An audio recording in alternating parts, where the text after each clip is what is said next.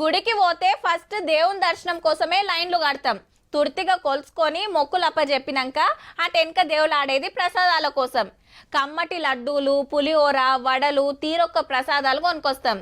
దేవుని ఫోటోలు, చేతి దారాలు, పేలాలు, తీరొక్క మిఠాయిలు బేరం చేస్తాం. గిట్లనే తెలిసినోళ్ళు చుట్టాలకి ఇస్తానికి ఏమైనా గిఫ్టులు కొంటాం. కానీ గీడికి పోతే దర్శనం కాగానే అందరు గిటే పోతుండొచ్చురు పక్క.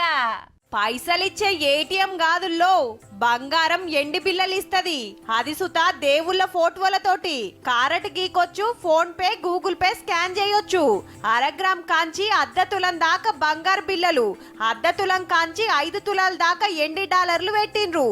ఏ రోజు రేటు ఆ రోజు మిషన్ మీద చూపిస్తది.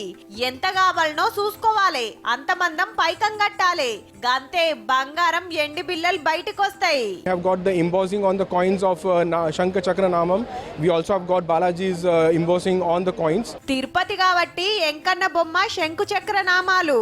అదే కడమ గుల్లకాడనైతే అక్కడి దేవుళ్ళ ఫోటోలతోటి ఇస్తారట. ఇప్పటికైతే కొండ మీద పెట్టిండ్రు. రేపు కడమ ఆలయాల సుత పెట్టే ఆలోచన చేస్తున్నారట. దేశంలా గుల్లకాడ పెట్టిన ఫస్ట్ గోల్డ్ ఏటీఎం ఇదేనుల్లో.